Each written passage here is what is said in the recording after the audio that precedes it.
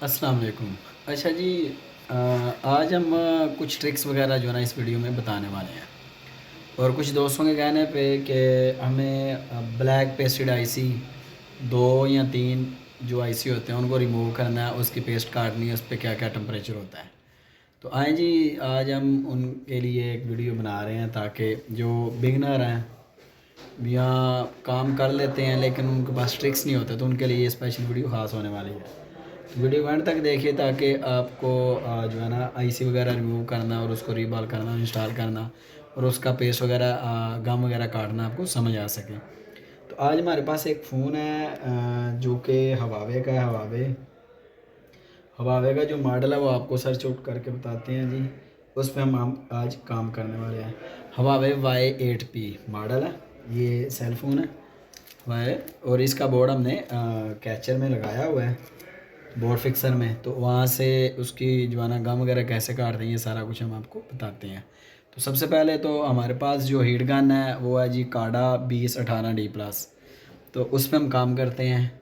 तो आए बोर्ड को फिक्स किया, उस पर हम जो है ना वो कटिंग वगैरह करते हैं और आपको दिखाते हैं उस पर क्या टेम्परेचर होगा, कितना एयर होगा और कौन सा ब्लेड वगैरह इसमें यूज़ करेंगे। चलें ये ऑन कैमरा उसको डायग्नोस कर फ़ोन का वर्क करके दिखाते हैं। तो ये हमारे पास बोर्ड हमने इसके अंदर लगाया हुआ है, हवावे का Y7P 8P हवावे Y8P। तो इसके लिए हम ड्रैगन ब्लेड यूज़ करते हैं जी, ये ब्रीक ड्रैगन ब्लेड है। और इसके बाद एक ड्रैगन ब्लेड होता है वो थोड़ा सा साइज़ में इससे हैवी होता है। तो दोनों ड्रैगन ब्लेड आपको चेक करवा लेते हैं जी। देखें दूसरा ये वाला, तो ये ब्लेड हार्ड होता है, ये ब्लेड नरम होता है। ये नरम होता है, ये देखें ये लचक वाला है, लचीला है। और ये जो ब्लेड है ये हार्ड है। हार्ड गम को काटने के लिए ज़्यादा पेस्ट हो तो ये यूज़ करते हैं जिधर स्पेस ज़्यादा हो। अब इधर स्पेस है, हम ये यूज़ कर सकते हैं, लेकिन ये इधर हम ये यूज़ करते हैं, इससे हमारा इजीली गम रिमूव हो जाता है। तो आए अभी हम हीट गन को ऑन किया हुआ है, इसका टेम्परेचर है 250। 250 टेम्परेचर पे हमने काटना है। 250 टेम्परेचर पे ये हमारा सीपीयू है, ये हमारी रैम और ये हमारी हाली eMMC जिसे आप मेमोरी कहते हैं। तो इतने टेम्परेचर पे आईसी को कुछ नहीं होने वाला। हाँ अलबत्ता अगर किसी को कुछ होएगा तो ये गम वगैरह जो है ना ये हमारी इससे ईज़िली कट हो जाएगी। अभी इतने टेम्परेचर पे हमने जो है ना ये ब्लेड है ब्रीक वाला यूज़ कर रहे हैं क्योंकि ये कैप वगैरह भी है, तो इसलिए ये हमें रिमूव करने में आसानी देगा। तो ये पेस्ट है जी, इस पेस्ट को हमने यहाँ से कट आउट करना है। तो ये देखें कितने इजीली मेथड से इसको हम रिमूव कर पा रहे हैं क्योंकि कुछ कंपोनेंट्स लगे होते हैं दरमियान में। तो ये हमारा इजीली जो है ना वो रिमूव कर पा रहा है।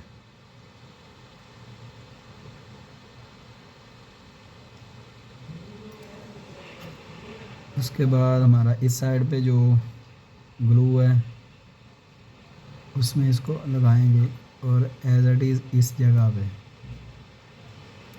पे जो ग्लू है वो भी हमारा रिमूव हो चुका हुआ है। तो ये हमारी चारों अतराफ से हमने ग्लू को रिमूव कर दिया है। तो ये इसके ऊपर लगने वाला पेस्ट है जी जो हम रिमूव कर रहे हैं।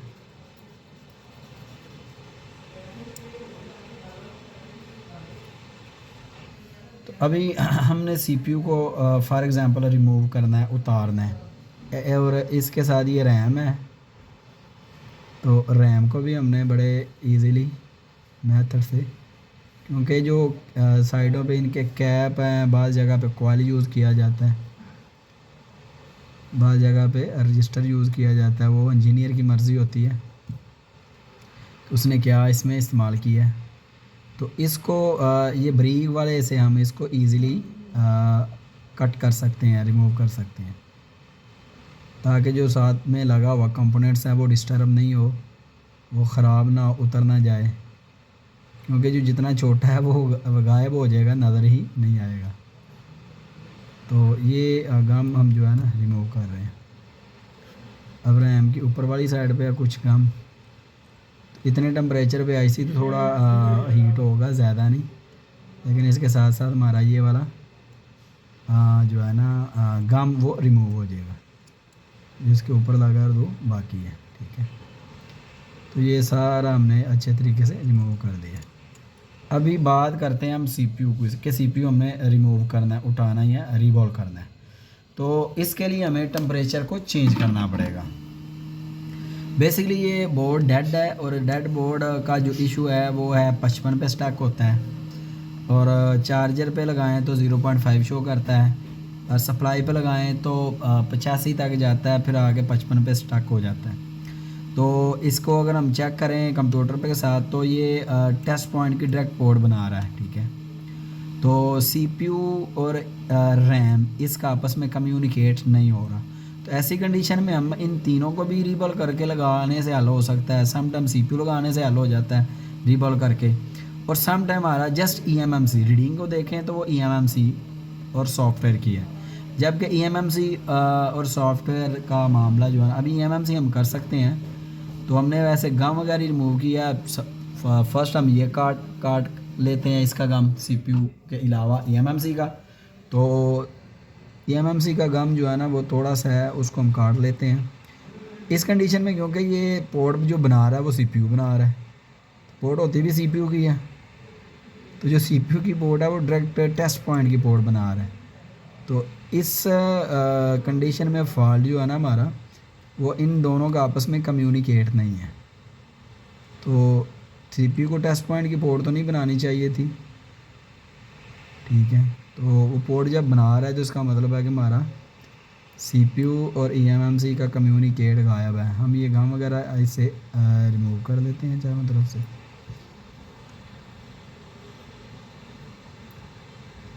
उसके बाद हम जो है ना ईएमएमसी जो है खाली जो मेमोरी है उसे भी रीकॉल कर सकते हैं, और रैम को भी, और हम इसको सीपीयू को भी।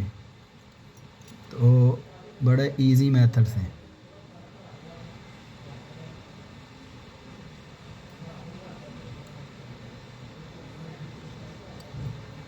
तो अभी हमने हर तरफ से इसकी गम को रिमूव कर दिया हुआ है, क्योंकि एक आईसी 4 तरह से होता है, तो चारों तरफ से हमने इसको रिमूव कर दिया। अब हमारे लिए किसी आईसी को भी रिमूव करना मुश्किल नहीं रहा, आसान है। अभी हमने टेम्परेचर को बढ़ा लेना है।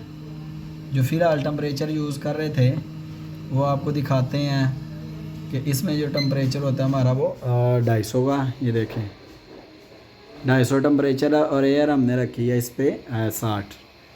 और अभी हम टेम्परेचर को चेंज करने वाले हैं। 250 था, अभी हम करेंगे 350 आईसी को रिमूव करने के लिए। ये काडा की हीट गन है जी, 2098D+। तो हमने वो टेम्परेचर सेट कर लिया है, और उसी टेम्परेचर को जो है ना ऊपर हम ये अपना सीपीयू या रैम या ईएमएमसी वगैरह को रिमूव करने वाले हैं। तो अभी हम सबसे पहले अटैक किस पे करेंगे, देखें। अभी हम इधर डिसाइड करना है, हमें क्या डिसाइड करना है कि हमारा फॉल्ट रैम में है या सीपीयू में है। सीपीयू जो पोर्ट बना रहा है उस पोर्ट के मुताबिक जो है ना इसको डायरेक्ट टेस्ट पॉइंट की पोर्ट नहीं बनानी चाहिए थी। ये टेस्ट पॉइंट होता है कि सीपीयू के अंदर एंटर होने के लिए आपको जो है ना बाहर टीपी दिया जाता है, उस टीपी से आप टेस्ट पॉइंट उसे बोलते हैं, वहाँ से आप सीपीयू की पार्टीशन में दाखिल हो सकते हैं। लेकिन अगर वो पोर्ट बना रहा है तो डेफिनेटली हमारा सीपीयू ही ड्राई सोड हुआ पड़ा है, तो इस वजह से हम अटैक इस पर करेंगे, जबकि रीडिंग वो इसकी शो कर रहा है। तो मतलब ये ही इसको रिस्पॉन्स नहीं दे, ये तो शायद रिस्पॉन्स दे पाए, लेकिन इसको रिस्पॉन्सिबल नहीं मान रहा। क्यों नहीं मान रहा? क्योंकि सीपीयू के नीचे कोई पॉइंट ड्राई सोड हो गया होगा, या सीपीयू जो है ना पूरे का पूरा भी ड्राई सोड हो सकता है। तो इस कंडीशन में हमें सीपीयू पे ही अटैक करना होगा।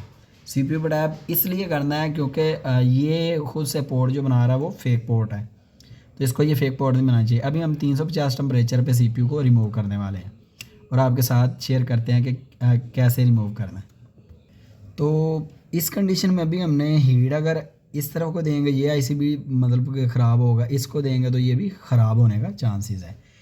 क्यों ख़राब होने के चांसेस हैं? या क्योंकि ये पेस्टेड है। पेस्टेड आईसी को हमने कवर अप करना है। तो देखें हमारे पास ये एरिया खाली, हम इधर से हीट देंगे इस तरफ को जाएगी, ठीक है। जितनी मर्ज़ी अच्छी हीट गन हो उसकी हीट क्रॉस करती है। हमने इधर हीट देनी है तो वो इतने एरिया बनी रहेगी, दाएं बाएं भी फैलेगी हीट। तो इसलिए हमने ज़रा फोकस करना है कि हम इधर से हीट दें ताकि इस साइड को आए, इधर कोई प्रॉब्लम नहीं। इधर से हिट देंगे इस साइड पे तो आइए आगे हमारी एमएमसी है। इधर से उस तरफ को देंगे तो ये चिप है। उधर से इधर भी दे सकते हैं, इधर भी। इधर देने से यहाँ पे हमारा चार्जिंग आईसी है ये वाला, आगे सिम पॉकेट है। तो बेहतर ऑप्शन हमारे पास ये है, इधर से हिट देंगे इस साइड पे। तो अभी थोड़ा सा फ्लक्स लगा लेते हैं।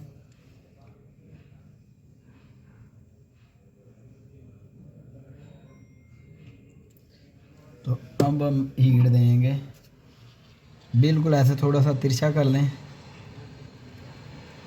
हीट गन के हैंडल को, क्योंकि हमने ये सीपीयू को रिमूव करना है।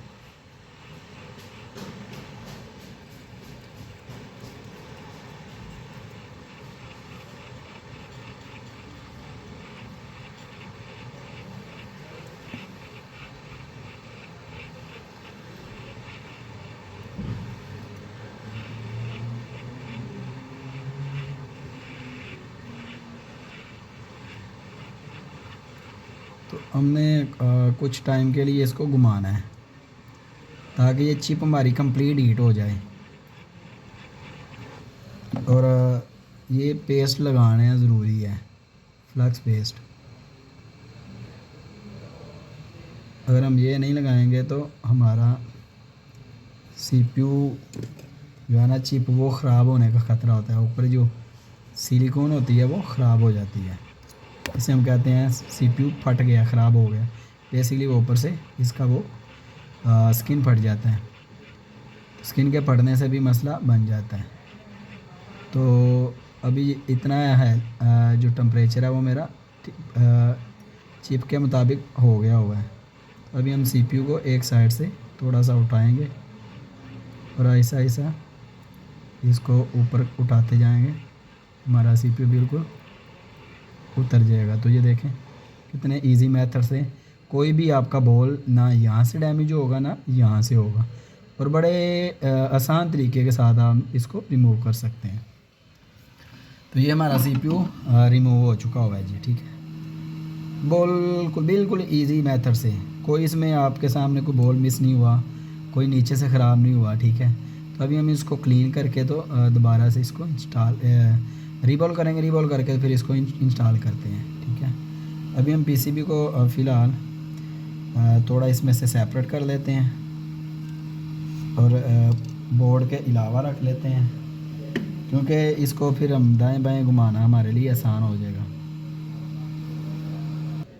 तो अभी हमने इसको थोड़ा सा इसके ऊपर फ्लक्स लगा लेना है, क्योंकि ये कुछ गम जो है ना ये हमने सारी रिमूव कर देनी है। तो इसके ऊपर आप रिबॉनिंग पेस्ट भी लगा सकते हैं ताकि उससे आपके ये सारे बॉल क्लियर हो जाए। तो बिल्कुल दबाना नहीं है और आहिस्ता आहिस्ता से हमने इसको सारे को एक दफ़ा ऐसे कर देना ताकि जो बॉल ऊपर को उभरे होते हैं हमारे वो बॉल इजीली बिल्कुल सतह के बराबर हो जाएं। तो इससे क्या होगा कि इससे हमारा ये एक दफ़ा इसको हम साफ़ कर देंगे और फिर इसको ऐसे घुमा के तो ये सारे बॉल जो है ना जो उभरे हुए हैं बॉल बने हुए हैं उनको हमने रिमूव कर देना है ऐसे। और एंड पे हम विक वायर का यूज़ करेंगे या डीट होल्डिंग वायर का।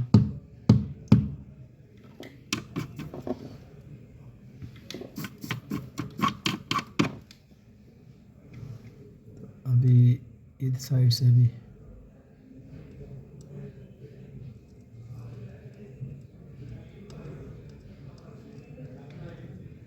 कुछ भाइयों का सवाल था कि कौन सा पेस्ट यूज़ करते हैं।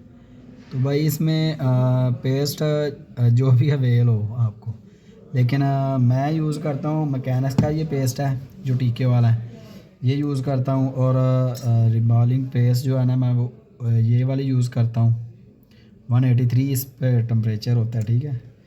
और पेस्ट ये यूज़ करते हैं। और इसको मज़ीद क्लीनजिंग करने के लिए हम बरोज़ा यूज़ करते हैं जो देसी का, और YCS की 2.0 विक वायर या 1.5 ये वायर हम यूज़ करते हैं। अभी हम इसको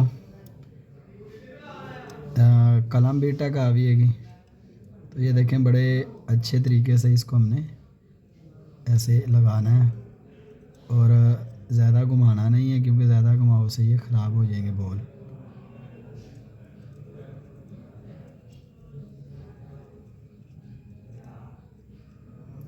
तो इसको आप ऐसे बिल्कुल इस तरीके से एक दफ़ा ऐसे सीधा घुमा भी सकते हैं, फिर दूसरी मरतबा भी। तो अभी कुछ बॉल्स इसके हैं जो बाकी हैं, तो हम इसको अच्छे तरीके से रिमूव कर देते हैं। ये बरोज़ा लग रहा है, बाद में ये बिल्कुल फ़ाइन होके बिल्कुल क्लियर वाइट हो जाएगा, क्योंकि इसमें ब्लैक पेस्ट लगी है। तो फिर ब्लैक पेस्ट को जो है ना ज़्यादा बरोज़ा थिक से करना पड़ता है ताकि पेस्ट भी साथ रिमूव हो जाए। अगर दो तरीके होते हैं, एक तो आप इस काविये की मदद से भी कर सकते हैं, दूसरा तरीका भी वो यूनिक है, वो हम हीट गन से कर लेते हैं। तो आपकी विक वायर ऐसे यूज़ होनी चाहिए।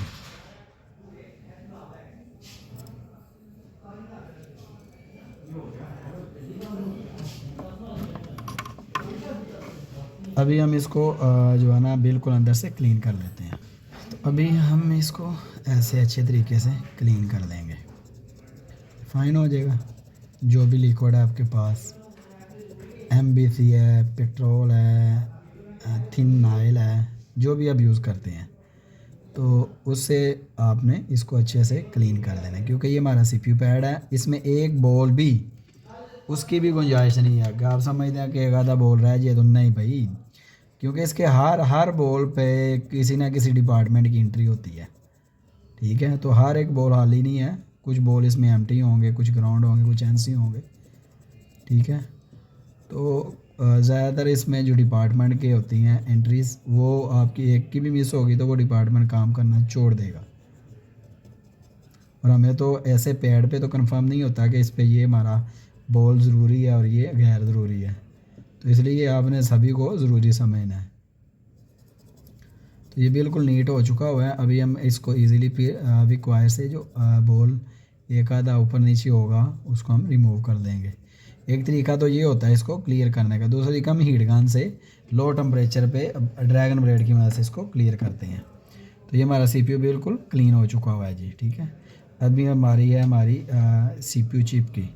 तो CPU चिप भी सेम ही है जी। CPU चिप के ऊपर भी हम जो है ना यूज़ करेंगे पेस्ट को, और इस पेस्ट को लगाएंगे तो हमने क्लियर करना है। तो ये पेस्ट ऊपर लगा ली हमने। इससे ये होता है कि आपका कोई भी बोल्ट जो है ना ड्राई सोल्ड हुआ होगा तो वो भी क्लियर हो जाएगा।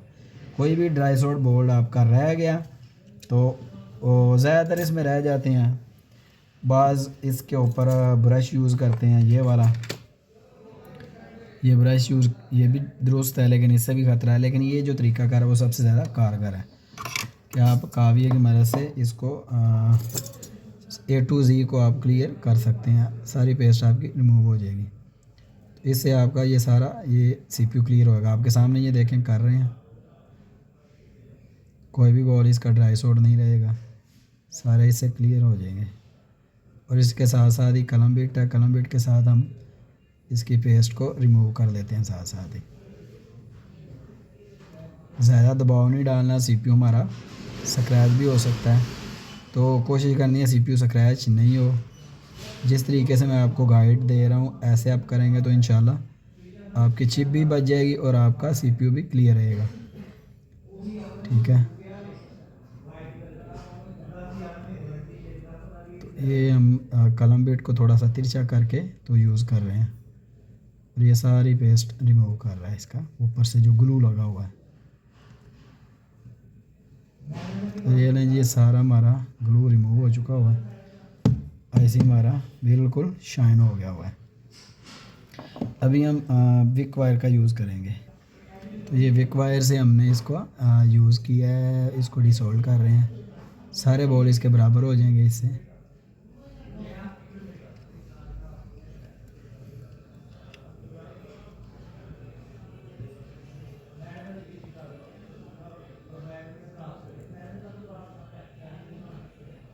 हमारा कंप्लीट सीपीयू क्लियर हो चुका हुआ है। अभी इसको रिबॉल करेंगे और दोबारा से इंस्टॉल करने का मेथड भी समझाएंगे। तो ये हमारी बिल्कुल चिप जो है ना कंप्लीट क्लियर हो चुकी हुई है। देखें सीपीयू बिल्कुल शाइन कर रहा है। अभी हम इसको रिबॉल करने वाले हैं। रिबॉल के लिए बेहतर है कि आप नीचे टिशू रख लें। टिशू पेपर का इस्तेमाल से ये है कि आपका ये जो है ना बिल्कुल दाएं बाएं नहीं होगा, ये बेहतर तरीका है। और जैसे किसी को बेहतर लगे वो वैसे कर सकता है। अभी हमने सीपीयू को पकड़ लिया है, इस क्लीन करके टिशू पे रख लिया और साथ में हमने स्टेंसिल भी इसका सेम लगा दिया। ये हम इसके ऊपर स्टेंसिल को बिठाने वाले हैं। तो ये स्टेंसिल इसका भी थोड़ा सा फ़र्क है। ये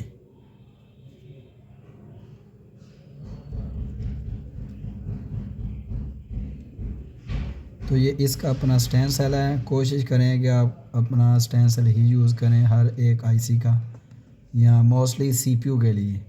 यूनिवर्सल भी यूज़ कर सकते हैं लेकिन उसमें आपका स्किल महारत अच्छा होना चाहिए, हैंड प्रैक्टिस।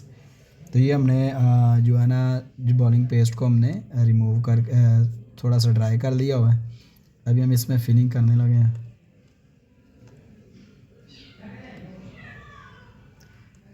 अच्छे से बॉल्स को फिल करना है।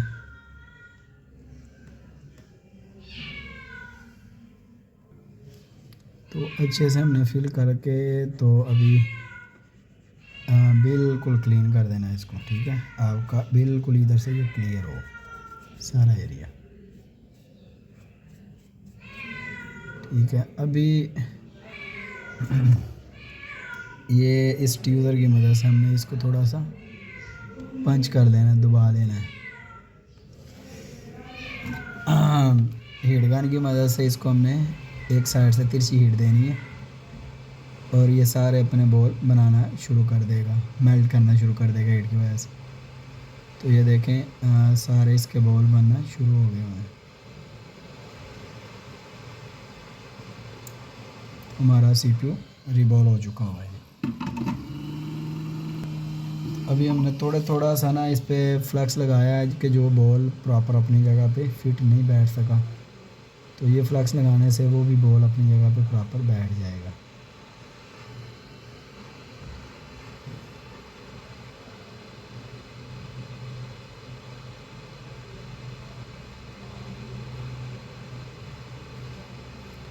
तो ये देखें जी, इसका कंप्लीट बॉल जो है ना वो इसके अपनी अपनी जगह पे बैठ चुके हुए हैं।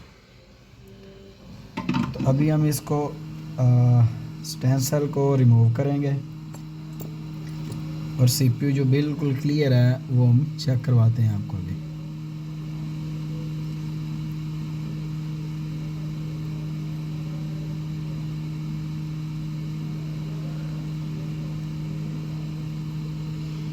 स्टेंसिल को रिमूव किया है जी और ये है जी हमारा सीपीयू चिप। बिल्कुल नीट एंड क्लीन तरीके से ये रिवॉल्व हो चुका हुआ है।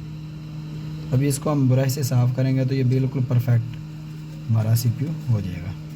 फिर इसको हम इंस्टॉल करने वाले हैं। तो अभी हमने थोड़ा सा इस पर फ्लक्स लगाना है और इसको अच्छे से जो है ना घुमा देना हर तरफ, ताकि हमारा ये कंप्लीट जो है ना फ्लक्स नीचे वाली साइड पे लग जाए, ताकि इसके ऊपर जब हम सीपीयू लगाएं तो वो स्लिपिंग नहीं करे। फ्लक्स ज़्यादा नहीं लगाना, ज़्यादा लगाने से जो है ना आपका सीपीयू स्लिपिंग करेगा और आईसी अपनी जगह से किसी और जगह पे चला जाएगा, तो फिर ये मसला ख़राब हो जाएगा। तो इसलिए नॉर्मल सा फ्लक्स लगाना है। बस बंदे बहुत ज़्यादा फ्लक्स लगा देते हैं जिसकी वजह से जो है ना वो आईसी अपनी जगह पे ही नहीं रहता। तो इसको अच्छे से ऐसे चारों तरफ घुमा देना ताकि हर एक बॉल के ऊपर ये फ्लक्स हमारा अवेल रहे। तो अभी हमने सीपीयू ऐसे रखना है और ये देखें बिल्कुल सीपीयू की ये दोनों लाइनें हमारी सीध पे हैं, तो हमने ऐसे ही सीपीयू को उठा लेना है और इसकी जगह पे रख लेना है और इसको अभी हम बिल्कुल प्रॉपर इसकी प्लेस पे बिठाने वाले हैं।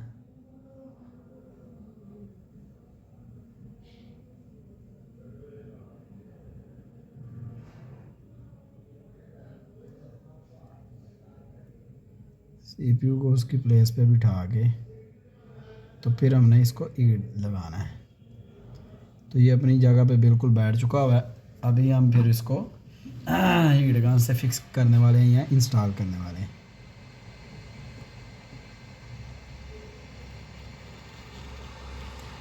तो एसी कंडीशन में हमने हीट एक साइड से देना शुरू करनी है ताकि वहाँ वाले जो है ना बॉल वो फिक्स बैठ जाएं बैट के साथ, और फिर थोड़ा सा दूसरी साइड पे, और इसी तरह हल्का हल्का हल्का हल्का जो है ना हमने वो हीट लगाते जाना है। और ये कंप्लीट हीट लगने के बाद हमारा सीपीयू जो है ना वो इंस्टॉल हो जाएगा।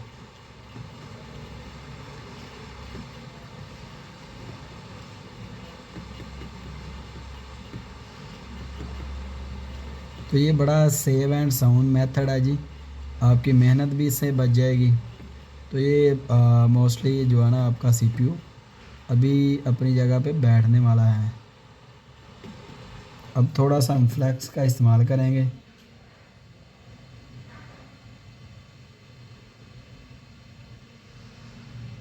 ताकि सीपीयू के नीचे फ्लैक्स चला जाए और हमारी चिप प्रॉपर बैठ जाए। तो ये हमने फ्लैक्स इसके ऊपर लगा दिया हुआ है। अब हम हीट इसको बिल्कुल अराउंड दे सकते हैं, क्योंकि एक तो फ्लैक्स हमने चारों तरफ लगा लिया हुआ है इसका, दूसरे नंबर पे वो फ्लैक्स इसके नीचे चला जाता है।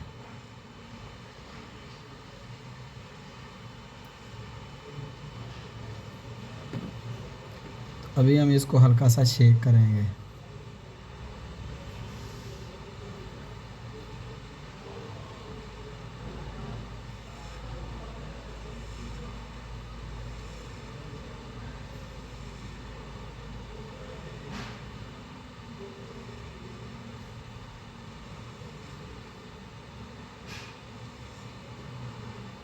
सीपीयू जब अपनी जगह पे प्रॉपर बैठ जाएगा तो फिर उसको हम हल्का सा शेक कर देंगे, और जब ये शेक होगा तो ही हमारा कंफर्म हो जाएगा कि हमारा सीपीयू बिल्कुल प्रॉपर फिट बैठ गया हुआ है।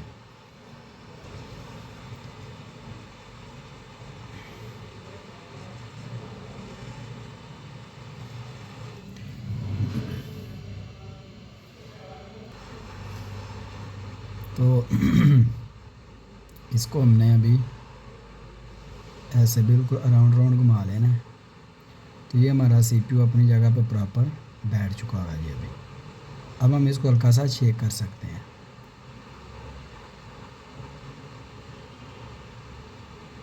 ये देखें सीपीयू हमारा हल्का सा शेक हो रहा है।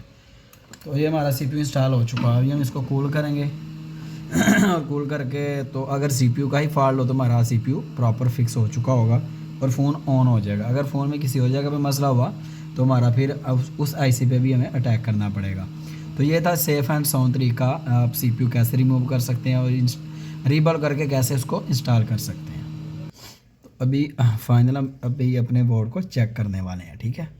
तो इंटरनल के अंदर हमने फ़ोन को लगा के तो चेक कर देना कि जो हमने काम किया है क्या वो हमारा क्लियर है या कि नहीं। अगर फ़ोन ऑन हो जाए तो हमारा सीपीयू 110% उसमें क्लियर हो चुका होगा, ठीक है। तो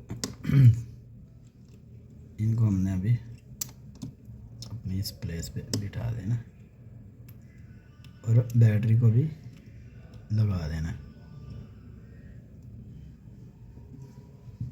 तो फ़ोन प्रॉपर अपनी जगह पे बैठ चुका हुआ है। तो अभी हम पावर बटन प्रेस कर देते हैं और देखते हैं फ़ोन किस कंडीशन में है। तो फ़ोन वाइब्रेट तो हुआ लेकिन कोई डिस्प्ले वगैरह नहीं आया। अभी चेक कर लेते हैं अगेन।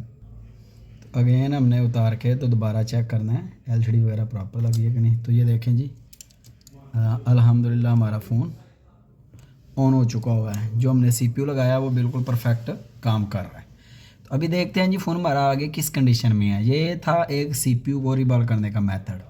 हमने इसको स्मार्ट चार्जर पे चेक किया था। तो स्मार्ट चार्जर पे ये कुछ रीडिंग दे रहा था जो 0.5 थी, और हमने डीसी मशीन पे इसको चेक किया तो डीसी मशीन पे भी ये इसकी रीडिंग जो है ना वो 85, 84 और लास्ट ये 55 पे स्टक होता था।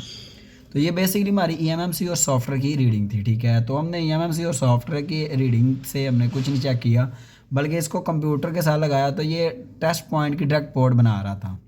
तो डेफिनेटली हमारा सीपीयू फॉल्टी था। तो इस कंडीशन में हमने सीपीयू पे फिर अटैक किया, सीपीयू पे अटैक किया, आपके सामने हमने सीपीयू रिबाल किया और अल्हम्दुलिल्लाह फ़ोन हमारा ऑन हो चुका हुआ है। अभी ये देखें, ये एक दफ़ा दोबारा से रीस्टार्ट हो चुका हुआ है। तो इसको हम सॉफ्टवेयर करेंगे तो इंशाल्लाह ये फ़ोन हमारा बिल्कुल क्लियर हो चुका है। ठीक है जी, मिलते हैं एक और नई वीडियो के साथ, तब तक के लिए अल्लाह हाफिज़ नासिर।